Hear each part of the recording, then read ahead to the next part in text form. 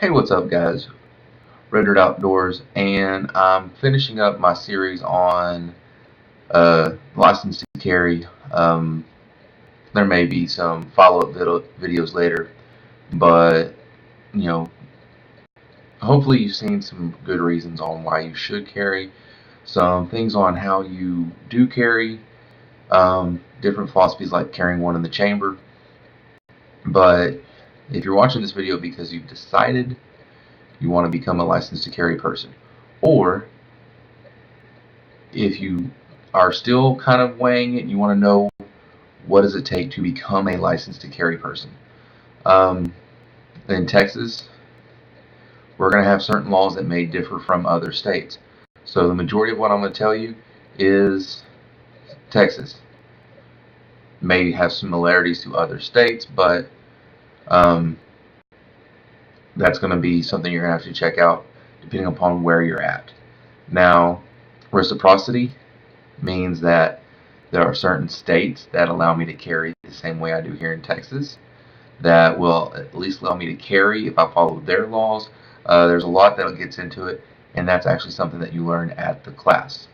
Um, the things I'm going over, you can do in some varied of order, but I'm telling you the order that I did it.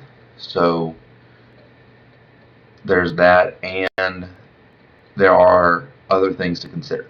So first off, my wife and I wanted to take the class at the same time, and she found a Groupon, so we booked a class, went to the class, and that's where we start. So the cost of the class is independent of the license to carry. You're paying for the privilege of going to that range, seeing that instructor. There are places that will do free classes every once in a while for teachers or veterans as a promotion, hoping that they'll bring in spouses or just because they want those people to carry. My wife and I didn't get in on that. We did the Groupon, so it cost for two of us what one would normally cost, and I think it was $100 something. And you go to the class and you go to the range. Now at the range, this is where some people feel like, oh, I'm not sure if I can do this. I'm not very proficient in firearms. Well, here's the thing. You're probably proficient enough to pass that course. And then once you've gone to that, you should train on a regular basis, no matter how good you are. So that's something that you can really kind of address as you become more and more comfortable, as you go on. From the time you buy a firearm until the time you're going to not use that firearm, you should train on a regular basis and learn how to use it. When you go to the class, that's not the time to learn how to load it. That's not the time to learn how to chamber a firearm. I'm planning on doing some videos to teach how to do that stuff later on. So if you buy one wanting to do this, come back later on and you'll probably see some firearms for beginners videos, because that's something that's kind of been pulling at me that I'd like to do.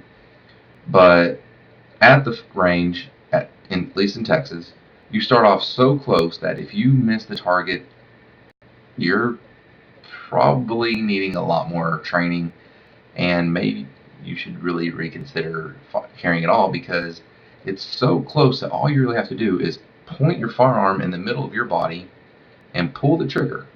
Because yeah, there's a point system involved, but if you hit black, you're gonna pass.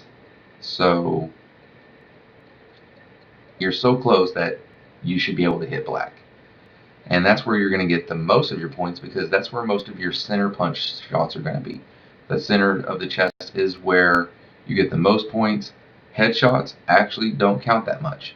We don't really want you to go for the head, because in a high stress situation, even trained law enforcement military guys will miss because it's a smaller target. That center mass, that middle of the chest, that's the place you go for. So, get your groupings, get your points, 5 shots at a time, shoot one shot, shoot another shot, shoot 3 shots rapid fire. And it's not really rapid fire. It's not boom, boom, boom. It's boom, boom, boom, and you still have time. So plenty of time. It's not a rush. It's not stressful. My wife did not grow up shooting like I did. I can probably count on two hands, maybe my hands plus her hands, the number of times that she's been to the range. But she did a fantastic job. She actually shot really, really well. Very, very minor training from myself and my dad. They actually separated us because they didn't want me stressing her out because I'm trying to correct her in the middle of this class, which is beneficial because you take it from the person you're paying different than the person that you came with. So the instructors were able to help her if she needed it, but not. I think she may have needed it once, and it was because I think she didn't push the magazine in hard enough. But she did phenomenally well, and she's not that experienced of a shooter. So if you're a beginner, it doesn't mean you shouldn't go in to get this course. More training, more training, more training. You get better and better and better as you do it. It's something that takes practice. No one picks up a firearm and center punches, keyholes the shots. It just doesn't happen. You can be fairly accurate, but to get those really, really, really, really tight groupings that people want, it takes time. So the range is not that big a deal. You go to the range, you pass the range, and then you go into the class. Some places may do the class before the range. It's really up to that place, but we did the range first. Then you go to the class and you learn about the different laws.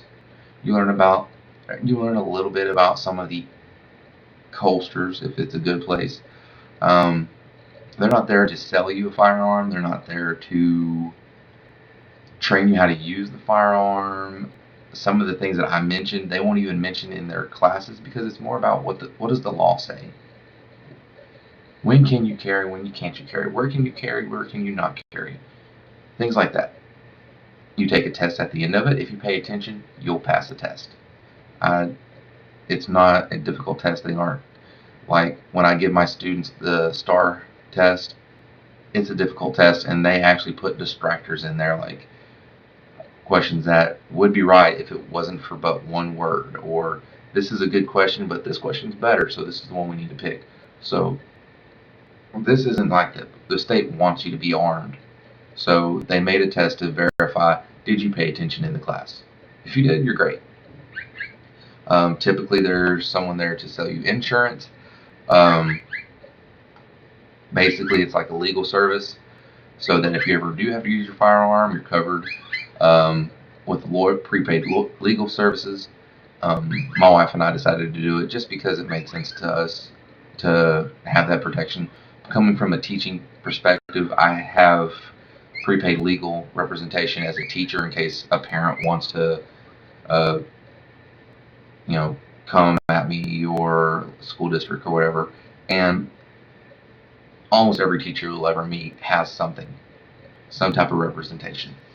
So I just did the same thing with firearms. It's not that expensive. I'm not here to advocate for that. It's just something you'll meet, go through. You'll take breaks. It's not difficult, and you can actually do it online.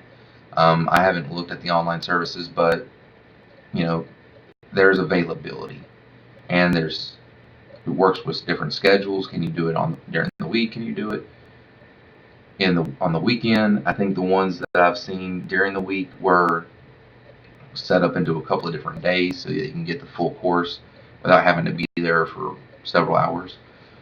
But that's your first step. Once you pass that, they will give you some paperwork. They'll probably email you some paperwork so you can have a digital copy also. Then you've got to go in, you've got to do your application through the state website. The state's very, very, very helpful when you need the questions, but if you want someone on the phone, be prepared to wait. Different laws on, if you're wondering on whether or not you can even obtain a concealed carry, you can find that online. Again, the state's very, very helpful about just giving you information. So if you have child support, if you have some DUIs, if you're a felon, questions on whether or not you can even own a firearm, if you can carry one. You can go online, you can call these people up, and they'll help you out with that. But after you do your application, which most of the time at your class, they'll even help you learn how to do that. They may even let you do it at their class. But the next step is, after you've done your application, it's going to ask you about fingerprints. You schedule your fingerprints, and fingerprints really aren't a big deal either. It takes like 10 minutes because they're digital. And literally, I walked in, I sat down, checked my emails on my phone, and the guy said, "Hey, you ready? Let's go." And they take your finger, they roll it across the computer screen, and every single thing is like the old school fingerprinting, except there's no ink. It's all digital. So, not a big deal. And it has to be, my question was, I've been fingerprinted so many times, do I really have to get fingerprinted again? When I drove semi-trucks with hazmat endorsement, I had to have fingerprint FBI background check. When I became a foster parent, 2 times I became foster parent, had to have background check, had to have fingerprints. When I became a teacher, I had to have fingerprint background check. When I worked at the prison, fingerprints, background check. When I worked in the military, fingerprints, background check. So my prints are there. If I committed a crime, they can basically get my prints from any database they search, but they want their money, they want their fingerprints. It's just a part of it. So if you have the fingerprints, guess what? You're going to get it again. And I was actually joking with the guy about that. And what the guy that was taking my prints says, "Man, just to take your fingerprints, I've already been printed 5 times this year." So it never goes away, I guess. You get your fingerprints in, and now you upload your stuff to the state, and now everything you need to have that license to carry is at the state. Now that they have everything, now they'll process your application. If you get denied, unfortunately, it's non-refundable, but that's why you should probably check whether or not you can even obtain a license to carry before you put that application out there. Once you have done that, it's a waiting game. They don't have a set time on when they're going to get back to you. Mine came back within a month. I think it was shorter than a month, but they have up to 3. Yeah, they have up to 2 or 3, I think. So you could be waiting fairly extensive time. And for me, personally, it was like a kid waiting for Christmas, because, that's one of the things I was expecting in the mail. Every time the mail came, is it here? I was digging through the mail looking for it. It finally came. It's like opening a Christmas present for me. So I'm tearing open the paper. It looks like a driver's license. Pull it off of the paper, put it behind my driver's license. Now I have it. Now, even though I've carried before, now that I have this permission, this certification from the state saying, yeah, we're going to let you carry out in the public now. It's not the military saying, hey, carry on base or out here on deployment. It's not the prison saying, yeah, while you're working the fence, we're going to have you with a firearm, or if you're taking an inmate transport. It's the state saying, I can just walk around with a firearm. So what do I want to do? I want to walk around with my firearm. But be smart. We've already talked about that in other videos. Just be smart. Like, subscribe, and leave comments. Thanks again for watching, and good luck with your LTC.